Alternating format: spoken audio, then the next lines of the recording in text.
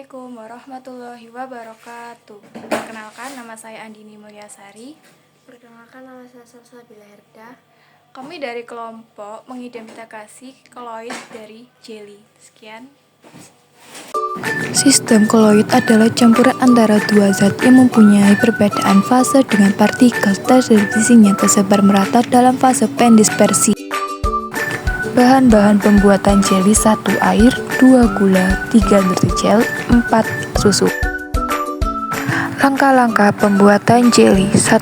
Tuangkan air ke dalam panci sebanyak 2 gelas. 2. Masukkan gula ke dalam panci 3 sendok makan. 3. Tuangkan nutrijel rasa blueberry ke dalam panci. Aduk hingga tidak menggumpal. Nyalakan kompor.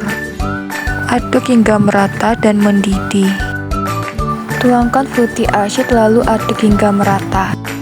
Tuangkan ke dalam wadah yang sudah disediakan. Diamkan hingga menjadi padat atau jelly. Tuangkan susu sesuai keinginan ya. Cahaya menyebar ke seluruh permukaan jelly.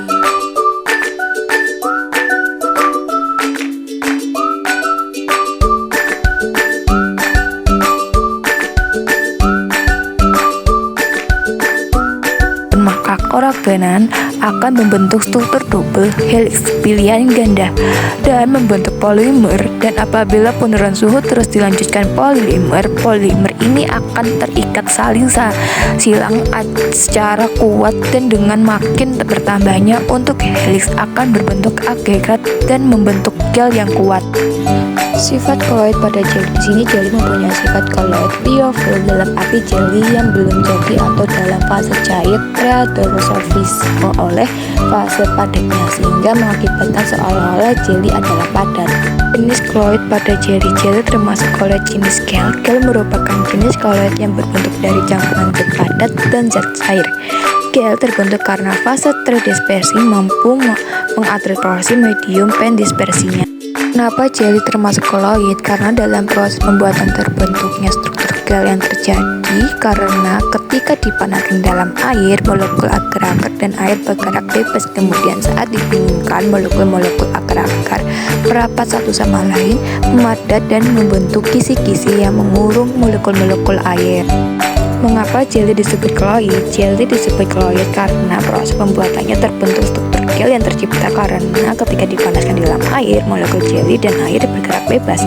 Kemudian saat didinginkan, molekul-molekul jelly merapat satu sama lain, memadat dan membentuk kisi-kisi yang mengurung molekul-molekul air, sehingga terbentuk sistem koloid padat dan cair. Pada sistem koloid ini, yang menjadi fase terdispersinya adalah air, yang menjadi fase pendispersi adalah molekul jelly. Peran zat dalam jelly: koragenan dan konjugum berperan sebagai agen pembentukan gel. Gula dan pewarna terdispersi dalam larutan dan ikut berperan dalam sifat koloidnya. Air berfungsi sebagai medium pendispersi, membantu penyebaran partikel nutrijel secara merata.